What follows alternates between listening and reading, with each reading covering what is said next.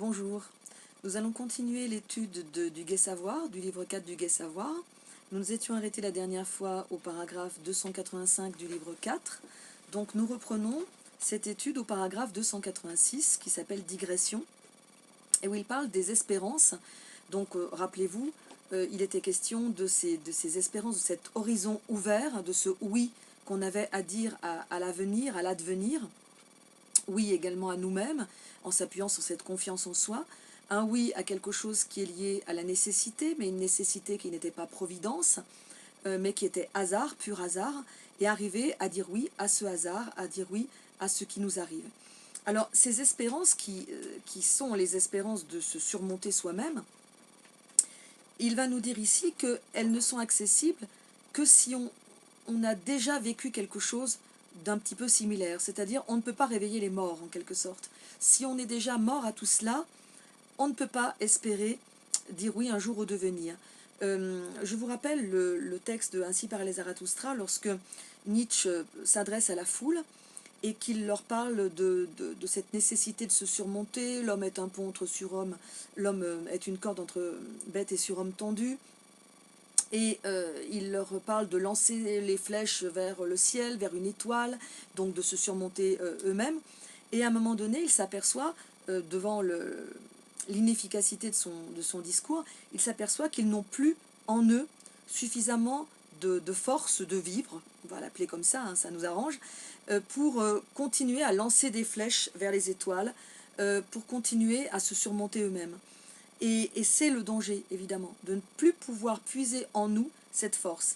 Il nous dit, voici des espérances. Mais quand verrez-vous et quand entendrez-vous si vous n'avez pas dans vos propres âmes vécu l'expérience de la splendeur, de la ferveur et des aurores? Donc il fait appel, non pas à des théories, non pas, mais à quelque chose qui est de l'ordre du vécu, de l'expérience. Avoir eu cet enthousiasme, ferveur ça vient du mot fièvre, hein, cette ferveur, cet enthousiasme qui n'est pas seulement intellectuel, mais qui part du corps, qui est presque physique, physiologique. Des aurores, l'aurore c'est la naissance du jour, donc renaissance, on pense à cette idée de renaissance qu'il a abondamment évoquée, puis aurore c'est aussi le titre d'un de ses ouvrages. Donc il faut avoir eu, même si c'est de façon très intuitive, cette expérience de cette ferveur, cet enthousiasme, pour que ces paroles qu'il a prononcées réveillent quelque chose en nous. Je ne peux que rappeler le souvenir, je ne peux davantage. Déplacer des pierres, changer des animaux en hommes, est-ce que c'est cela que vous attendez de moi? Donc il ne peut pas faire de miracle. On ne peut pas changer le plomb en or. On ne peut que réveiller une graine si elle est là. Au fond, c'est un peu comme dans la maïeutique, hein. Socrate, quand il pratique la maïeutique, il ne peut pas donner la vérité à quelqu'un qui ne l'a pas, de la même façon que la sage-femme, elle ne peut pas donner un bébé à une femme qui n'est pas enceinte. Elle ne peut pas la faire accoucher d'un bébé si la femme n'est pas enceinte. Donc il faut porter en nous cette espérance, même si c'est sous la forme d'une petite étincelle qu'on a un peu oubliée, qui est ensevelie sous la cendre. Ah, si vous êtes encore pierre et animaux, alors cherchez d'abord votre Orphée. Paragraphe 287. Plaisir pris à la cécité. Mes pensées, dit le voyageur à son ombre, doivent m'indiquer où je suis, mais elles ne doivent pas me révéler où je vais. J'aime l'incertitude sur l'avenir et ne veux pas périr pour avoir été impatient et avoir voulu goûter d'avance aux choses promises. Alors on retrouve cette thématique de l'ombre et notamment du voyageur et son ombre qui est également un titre et un concept qui revient souvent chez Nietzsche. Le voyageur qui implique ce mouvement, ce cheminement qu'on retrouvera un petit peu plus loin, et puis l'ombre, comme on l'a vu, qui implique cette espèce de chose qui nous alourdit, qu'on traîne à nos pieds, qui est une sorte de boulet, et qui est en même temps la trace de notre passé, de ce qui alourdit notre cheminement, ce qui nous entrave, au sens fort du terme. C'est notre part d'ombre aussi, c'est la pensée de la mort, c'est tout notre pessimisme, tout notre nihilisme, et c'est aussi notre pensée, hein, donc il évoque la pensée ici. Mes pensées ne doivent pas m'indiquer où je vais, mais seulement où je suis. Et effectivement, la raison est quelque chose d'important. On raisonne, on réfléchit, on analyse, c'est quelque chose d'important. Mais c'est pas avec la raison, c'est pas avec la pensée, avec la cogitation, on va dire, avec le cogito, qu'on détermine des buts. Elle n'est pas faite pour ça. C'est pas avec la raison qu'on détermine des valeurs. on se contente de se repérer un peu. La raison finalement c'est quoi la cogitation? C'est un petit peu comme si on avait une boussole, une carte, qu'on se dit bon où je suis. Parce que c'est vrai que pour aller quelque part, il faut savoir d'abord où on est. Donc ça ne sert qu'à ça. Ça sert à identifier l'endroit où on est. Mais ensuite, pour savoir où on veut aller, bien là, il faut puiser dans sa volonté, dans ses désirs les plus profonds, dans ce que nous sommes au fond de nous. Et ça, c'est de l'ordre de l'émotionnel, c'est de l'ordre de la pulsion, c'est de l'ordre de la volonté, c'est pas de l'ordre de la pensée cogitative, en quelque sorte. J'aime l'incertitude sur l'avenir. Eh bien, si on se livre à l'intuition, si on se livre aux pulsions, ça veut dire que on ne sait pas, au sens d'un savoir rationnel, où on va. Et c'est justement ça qui peut être inquiétant, mais qui peut être aussi séduisant. J'aime l'incertitude sur l'avenir. Donc c'est ce goût de l'aventure qu'on avait déjà vu précédemment. Un peu plus loin, il va évoquer cette aventure sous la forme du navire, au navire. C'est une injonction, avec un point d'exclamation, pour les nouveaux philosophes, à s'embarquer vers des terres inconnues, à s'embarquer vers des îles encore à découvrir.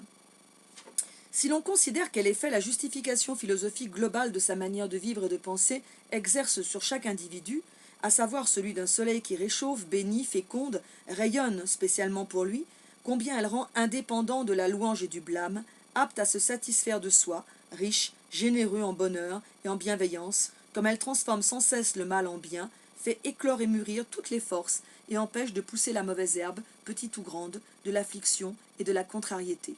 On finit par s'écrier, transporté de désir, « Oh, si seulement l'on pouvait créer une foule de nouveaux soleils de ce genre !» Alors la phrase est très longue, mais reprenons-la un petit peu pour la comprendre. Qu'est-ce que c'est que cette justification philosophique globale de sa manière de vivre et de penser? C'est quelque chose de nécessaire qui nous donne une cohérence. Et là, c'est là qu'on peut dire que la pensée, la cogitation, l'entendement est nécessaire, mais nécessaire, tout à l'heure je prenais l'image de la boussole et de la carte, mais aussi pour nous donner une sorte de cohérence, une cohérence qui nous permet d'analyser, d'expliquer le pourquoi on est là, et ensuite peut-être pourquoi on va là-bas. Mais ce n'est pas ce qui nous permet de décider qu'on va là-bas, qu'on va dans une direction. Mais c'est un petit peu une justification a posteriori. Et effectivement, quand on fait quelque chose, quand on décide quelque chose, on le fait souvent à l'instinct, à l'intuition. Et puis ensuite, on se cherche des raisons, on se cherche des justifications. Et en fait, ces justifications, parfois elles nous donnent bonne conscience, parfois elles nous permettent de nous justifier par rapport aux autres. Mais elles sont aussi importantes pour nous. Elles sont importantes pour nous, elles éclairent, elles nous réchauffent, elles nous fécondent, elles nous donnent l'impression qu'on sait où on va. On n'a pas pris ce chemin pour rien, même si on l'a choisi intuitivement, bien finalement on a eu raison de le choisir. Et on se réconforte soi-même, on se donne de la force. Mais ça vous montre bien que l'entendement, c'est pas un évaluateur, c'est plutôt quelque chose qui nous fonde, qui nous assoit, qui nous donne de la force, hein, mais c'est pas le moteur véritablement. Alors, il nous dit que ça nous rend indépendants de la louange et du blâme, aptes à se satisfaire de soi. Et effectivement, quand on sait pourquoi on fait ce qu'on fait, quand on sait pourquoi on veut ce qu'on veut, quand on sait pourquoi on va où on va, on n'en a que faire des jugements des autres. Si on est blâmé, blâmez-moi, ça n'a pas d'importance. Si on est au contraire louangé, tant mieux, mais j'ai pas besoin. J'ai pas besoin de l'approbation d'autrui. Si je m'approuve moi-même, grâce à cette réflexion, si je m'approuve moi-même, j'ai pas besoin de l'approbation d'autrui. Elle est superflue. Donc c'est cela qui est nécessaire. Le méchant aussi, le malheureux aussi, l'homme d'exception aussi doivent avoir leur philosophie, leur bon droit, leur soleil éclatant. Ce n'est pas la pitié envers eux qui est nécessaire. Alors là, ce qui est intéressant dans la fin de ce paragraphe, c'est qu'il montre qu'au fond, on a tous besoin de cette auto-justification. Et ça ne veut pas dire qu'on a raison. Mais on en a besoin. Parce que quelqu'un qui fait quelque chose et qui ne peut pas arriver à construire ensuite autour un système de pensée qui le justifie, il est peut-être dans la culpabilité, dans la dépréciation de soi, dans la dévalorisation de soi, dans le mépris de soi. Et on a donc besoin d'un système de pensée, d'une construction théorique qui nous réconforte. Et c'est tout ce qui va fonder, par exemple, dans la généalogie de la morale, le fait qu'il y a plusieurs morales. et que ces morales, ces systèmes de valeurs, d'évaluation, correspondent à différents types d'individus. Celui qui est faible, celui qui est peureux, celui qui est moutonnier, grégaire, il a besoin d'un certain type de philosophie. Un type de philosophie qui dévalorise la force, qui valorise le fait de ne pas nuire, qui valorise la faiblesse, qui valorise l'humilité, la modestie. Il a besoin donc d'un certain système de valeurs qu'il appellera plus tard la morale des esclaves. Elle est nécessaire, même s'il y a du mépris bien sûr chez Nietzsche quand il parle de la morale des esclaves, mais elle est nécessaire, mais elle n'est pas nécessaire pour les maîtres. Au contraire, la morale des esclaves adaptée à ceux qui ont en eux la force de réaliser leurs désirs, ça les étouffe complètement, ça les castre complètement. Donc la morale des esclaves, elle est utile pour les esclaves. La morale des moutons, elle est utile pour les moutons. La morale des loups, elle est utile pour les loups. Donc c'est vraiment l'idée que les morales, les systèmes de valeurs et les philosophies, elles n'ont pas de valeur en soi, mais elles sont nécessaires, utiles en tout cas, pour les types d'individus auxquels elles sont adaptées. 290, une chose est nécessaire, donner du style à son caractère. Un art grand et rare. L'exerce celui qui embrasse du regard tout ce que sa nature offre de force et de faiblesse et intègre ensuite tout ceci à un plan artistique, jusqu'à ce que chaque élément apparaisse comme art et comme raison, et que même la faiblesse enchante l'œil. Qu'est-ce à dire, sinon qu'il faut faire de sa vie une œuvre d'art? Concept, image qui sera reprise par Michel Onfray, qui lui aussi est un Nietzschéen qui a très bien compris Nietzsche, dans La sculpture de soi, un ouvrage de Michel Onfray que je vous recommande, où il part sur les traces de Nietzsche à Venise, et il visite donc Venise et il essaie de se demander qu'est-ce qui a bien pu plaire dans Venise à Nietzsche. Et là, je crois que je vous recommande de lire, c'est le début, c'est le premier chapitre de ce livre, La sculpture de soi. Je vous recommande de le lire parce que ça permet de comprendre un petit peu ce paragraphe. Effectivement, Michel Onfray se promène dans Venise, puis il ne comprend pas ce qui a pu plaire à Nietzsche. Et puis tout à coup, il va tomber devant la statue du Condottiere, qui est un chevalier, donc sur son cheval, qui maîtrise, qui tient les rênes, et le cheval est rassemblé, et les muscles du cheval sont saillants. On voit également les muscles du cavalier qui maîtrise, et on sent qu'il suffirait d'un geste, ou d'ouvrir les rênes, d'ouvrir les doigts sur les rênes, et le cheval se porterait en avant. Et là, il comprend ce qui a pu plaire à Nietzsche. Et il comprend, et c'est le point de départ de son livre « Faire de sa vie une œuvre d'art », la sculpture de soi. Ça symbolise cette sculpture de soi. Se sculpter soi-même, ça nécessite d'abord qu'il y ait quelque chose à sculpter, qu'il y ait une matière. Cette matière, c'est ce cheval qui symbolise toute notre énergie physique, toute notre animalité, toute notre force physique, tout ce soi organique, c'est l'animalité, c'est l'instinct, c'est symbolisé par le cheval. Et puis il y a le cavalier qui est peut-être cette volonté qui symbolise cette volonté qui va discipliner notre animalité, qui va discipliner la matière brute qui est en nous, et qui va maîtriser l'instinct, mais qui ne va pas le maîtriser pour l'étouffer, le mettre sous une chape de plomb, en disant non, l'instinct c'est pas bien, l'instinct c'est mauvais, l'instinct il faut le refouler, parce qu'on sait bien ce que donne le refoulement depuis Freud, on sait bien ce que donne le refoulement, un beau jour ça explose.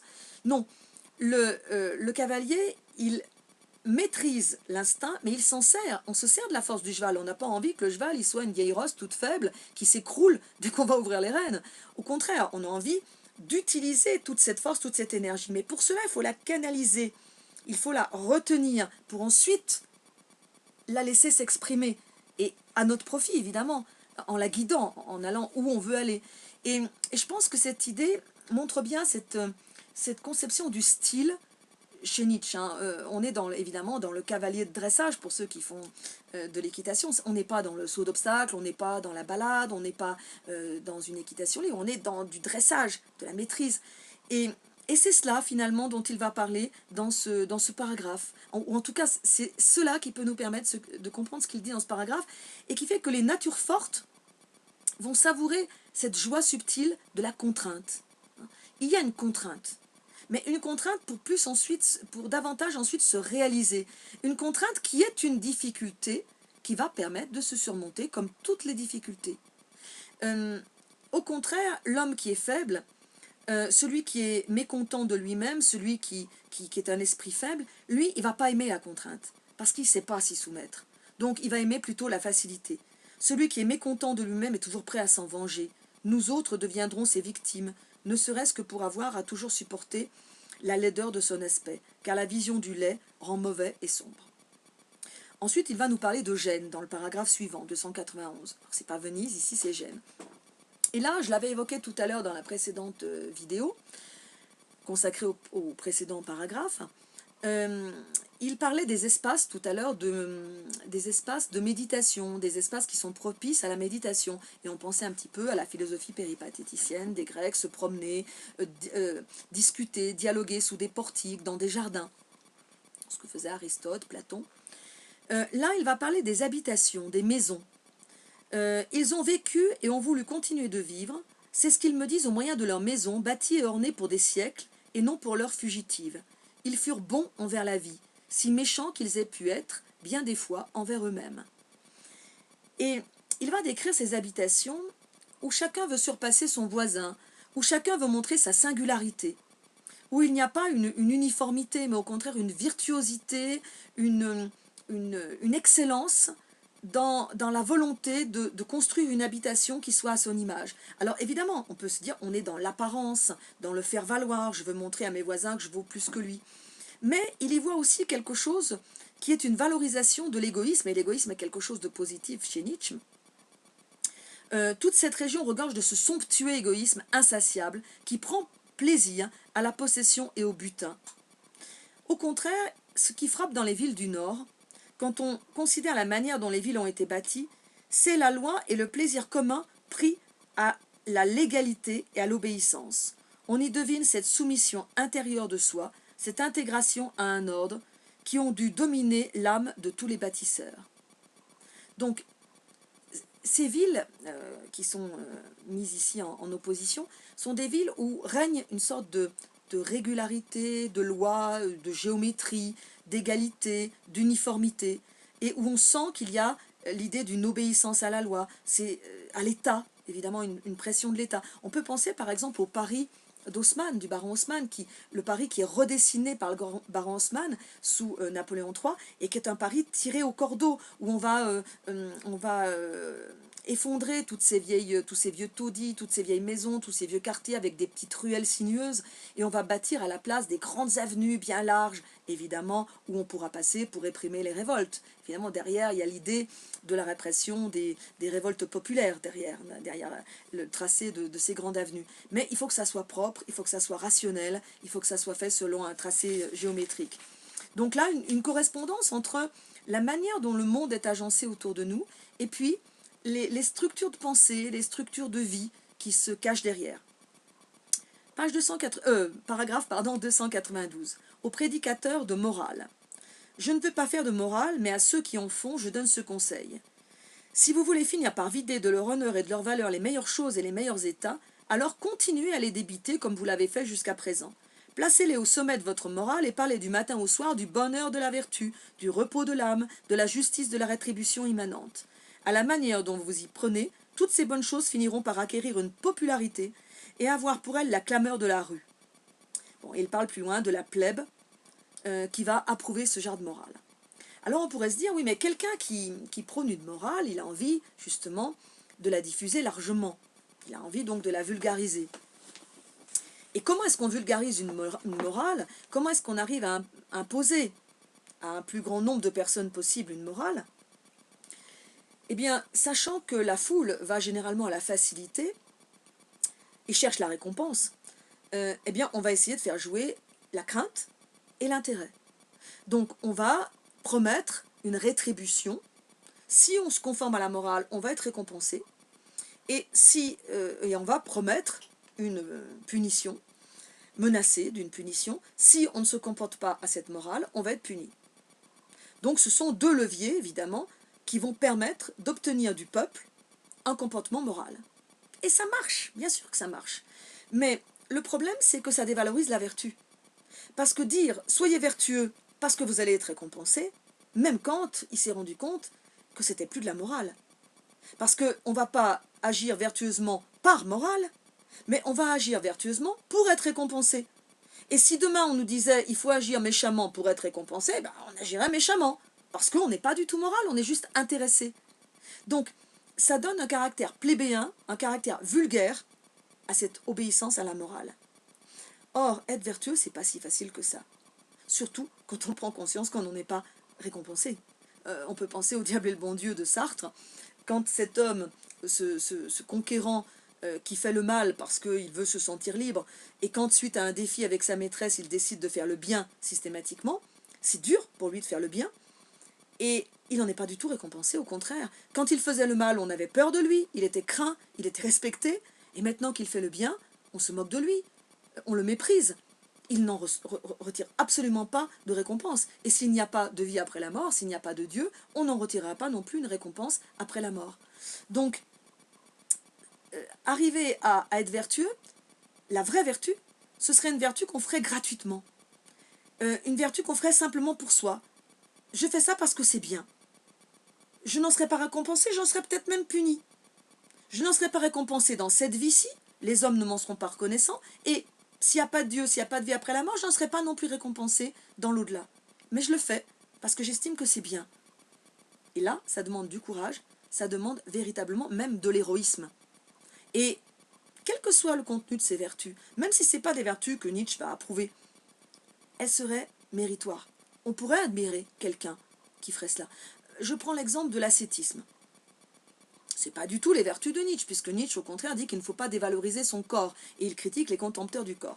Mais quelqu'un qui se fixerait comme devoir de renoncer à tous les plaisirs du corps, un peu comme Saint-Augustin, qui était capable de renoncer aussi bien au plaisir de la chair, au plaisir de la nourriture, au plaisir sexuel, au plaisir de la vue même, et même les plaisirs auditifs, il les critiquait.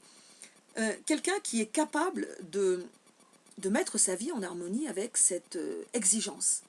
C'est extrêmement exigeant, c'est extrêmement dur. Arriver à ne pas céder à la tentation, c'est extrêmement dur. Combien de personnes y arrivent à ne pas céder à la tentation? Combien de personnes arrivent à ne pas céder à la tentation sexuelle? Quelqu'un leur fait des avances, ils veulent être fidèles à leur compagne ou à leur compagnon, mais ils sont tentés. Beaucoup de personnes vont céder.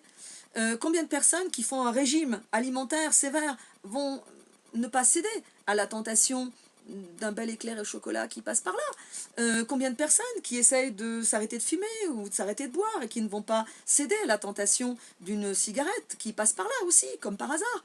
Donc, c'est très difficile de ne pas céder à la tentation. Donc, quelqu'un qui a l'héroïsme d'être complètement ascétique dans son comportement, on ne peut que l'admirer, même si on ne partage pas du tout sa quête et ses valeurs. Par contre, vouloir promettre aux gens, au peuple, que s'ils se comportent bien, s'ils sont gentils, ils vont être récompensés, s'ils se comportent mal, ils vont être punis, là, c'est effectivement permettre, bien sûr, à un comportement en apparence vertueux, c'est-à-dire à un comportement selon la morale et non pas par morale, d'être effectivement beaucoup plus répandu. Mais c'est lui enlever toute valeur. Voilà ce que veut dire Nietzsche dans ce paragraphe.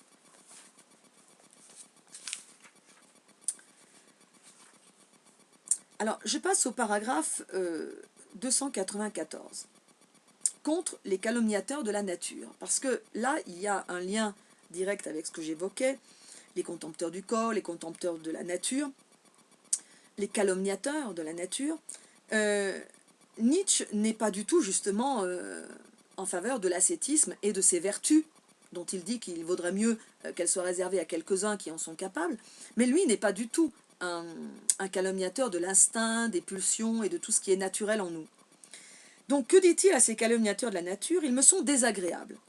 Les hommes chez qui tout penchant naturel se transforme aussitôt en maladie, en quelque chose qui dénature et déshonore. Ce sont eux qui nous ont incités à croire que les penchants et pulsions de l'homme sont mauvais. Alors, on pourra presque entendre Rousseau, même si je le dis doucement, parce que Nietzsche n'aime pas du tout Rousseau. Mais Rousseau était l'un des premiers à dire qu'il faut faire confiance à notre nature, qu'il ne faut pas avoir peur de ce qu'il y a en nous. Et on retrouvera cela aussi chez Freud. Si on a peur de nos pulsions, de nos désirs, qu'est-ce qu'on fait? On les refoule. On met une chape de plomb dessus. Et on essaye non pas de les maîtriser, de les canaliser, de les utiliser, mais on essaye de les refouler, de les anéantir. Anéantir, c'est pas possible, hein. Comme on dit, chasser le naturel, il revient au galop. Le naturel, on ne peut pas l'anéantir. Mais on peut en tout cas l'enfermer. On peut essayer de lutter contre lui en croyant qu'il est mauvais. Et ça commence évidemment avec Adam et Ève, hein. Ça commence avec le fruit défendu, hein, avec les parties honteuses qui vont être cachées parce qu'elles sont honteuses. Pourquoi ces parties-là de notre corps seraient-elles honteuses plutôt que nos mains, nos cheveux, enfin si, dans certaines religions, il faut les cacher aussi. Mais il n'y a pas de raison de considérer qu'une partie de notre corps ou certains de nos instincts, certaines de nos pulsions seraient dangereuses ou seraient mauvaises.